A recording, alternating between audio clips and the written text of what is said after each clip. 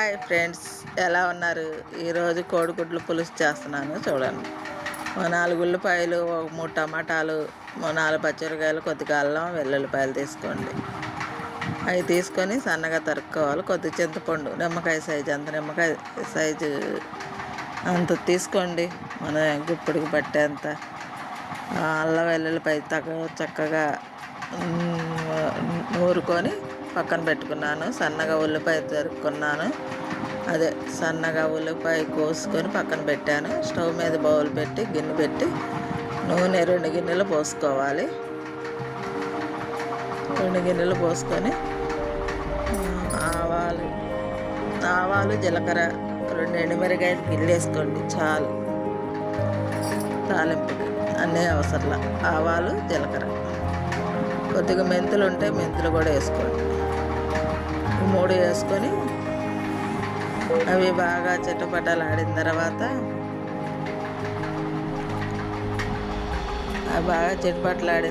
బాగా వేగిన తర్వాత మనం ఉల్లిపాయ పచ్చడిగా కోసి పక్కన పెట్టుకున్నది వేసేసుకోండి. 6 గుడ్లకు నేను ఉడకబెట్టి పక్కన పెట్టుకున్నాను. ఇప్పుడు ఉల్లిపాయ అది బాగా వేగిపోయింది. ఉల్లిపాయ పచ్చడిగా వేసుకుందాం.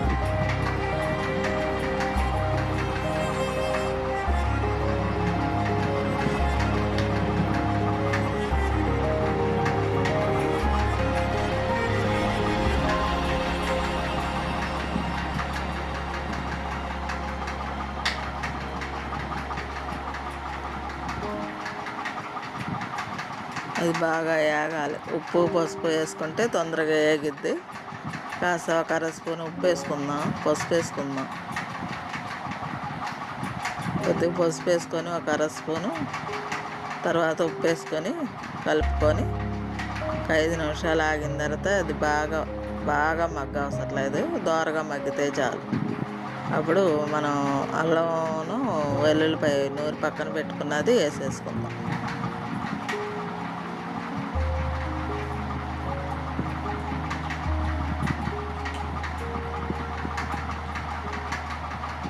అలా మగ్గుతూ ఉండగానే అల్లం వెల్లుల్లిపాయ కూడా వేసేసుకుంటాం.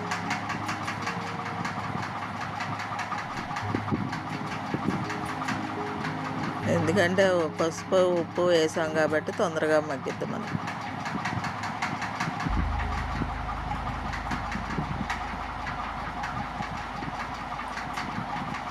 అల్లం వెల్లుల్లిపాయ వేసుకుంటే అది కూడా తొందరగా దాంతోపాటు వేగిపోతాయి. పచ్చివాసన అనేది పోతుంది తొందరగా. 2 వేగుతాయి నూనెలో. అలా వేపుకొని బాగా గట్టితో తిప్పుతూ ఒక 5 నిమిషాలు పచ్చివాసన పోయేదాకా మనం అలా పెట్టుకోవాలి. అలా సిమ్లో ఉంచి అది వేగనివ్వాలి కాసేపు. అది వేగిపోయింది చూసారా ఫ్రెండ్స్. ఇప్పుడు ఉప్పు కారం కూడా వేసేసుకుందాం. టమాటాలు కూడా కోసి పెట్టుకున్నాను నేను. ఆ టమాటాలు కూడా వేసుకోండి. 2 టమాటాలు కోసి వేసాను దాంట్లో. ఆ టమాటా కూడా వేసేసి మనం కాసేపు మూత పెట్టుకుందాం. పచ్చివాసన అంతా పోయింది. ఇప్పుడు మనం టమాటా వేసుకున్నాక ఉడకాలి కాసేపు. టమాటా ఉడికిపోయిన తర్వాత చూపిస్తాను. చూసారా, టమాటా అంతా మగ్గిపోయింది. ఇప్పుడు ఉప్పు కారం వేసేసుకుందాం. 2 స్పూన్లు కారం వేసుకొని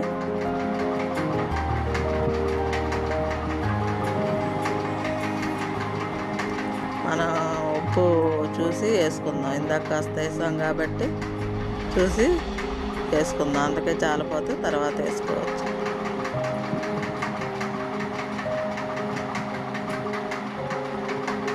బాగా మళ్ళీ అటు ఇటు తిప్పేసి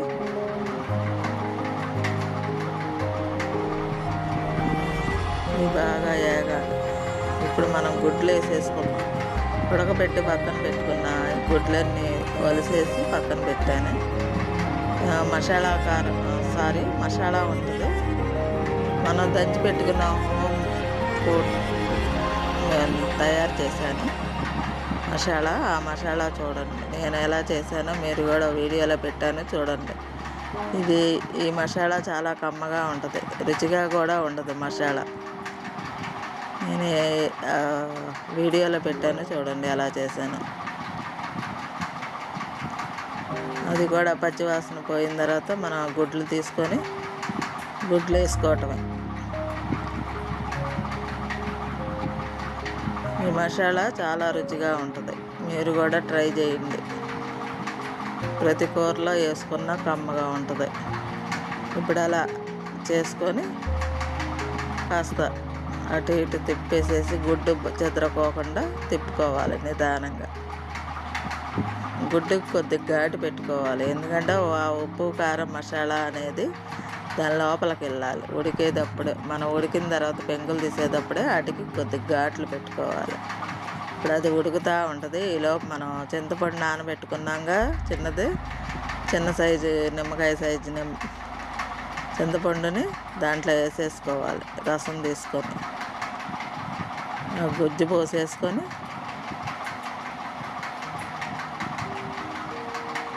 అలా ఉడుకుతూనే ఉంటుంది. మనం ఆ గుజ్జు పోసుకుందాం.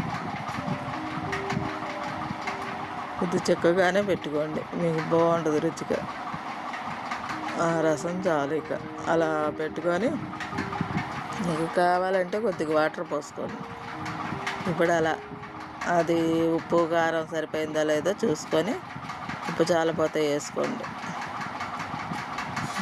ఇది బాగా ఉడకాలి, మనకి గ్రేవీ దగ్గరికి వచ్చేదాకా చిక్కబడిపోద్ది ఈ పులుసు అంతా. అప్పుడు చూపిస్తా ఫ్రెండ్స్. ఈలోపు చూసుకొని మనం ఉప్పు కారం అవన్నీ సరిపోయినాయి లేదు చూసుకొని మూత పెట్టేసుకుందాం. ఉప్పు వేసేసుకొని ఒక 5 నిమిషాలు మూత పెట్టుకుంటే మనకి గ్రేవీ తయారైపోద్ది. చూపిస్తా ఫ్రెండ్స్. చూసారా, అలా దగ్గరికి వస్తుంది పులుసు. దగ్గరికి వచ్చి మనకు నూనె తేలిద్ది కూరలో. కూర అంతా నూనె అనేది ఎర్రగా రెడ్డిగా వచ్చేస్తుంది. ఇంకా ఇంతే ఫ్రెండ్స్, ఈ కూర ఇలా రెడీ చేసుకోండి. ఈ కోడిగుడ్లు కూర చాలా సింపుల్గా చేశాను, మీరు కూడా చేసుకోండి. అప్పటికప్పుడు కావాలన్నా చేసుకోవచ్చు. మనకు కోడిగుడ్లు అప్పుడప్పుడు తినాలనుకున్నప్పుడల్లా చేసుకోండి. చాలా ఈజీగా చేసే ప్రాసెస్తో చేశాను, మీరు కూడా చూసి నేర్చుకోండి ఫ్రెండ్స్. రేపు వేరే ఒక వంటతో కలుద్దాం. Bye friends. చూసారా, నేను గిన్నెలో పెట్టి చూపిస్తాను. ఇటు పక్కకు పెట్టుకోవాలి, ఎడం వైపు పెట్టుకోవాలంట. ఎడం వైపు మనం వండిన పాత్రలో స్టవ్ మీద నుంచి దించేటప్పుడు మనం ఎడం వైపు పెట్టుకోవాలి.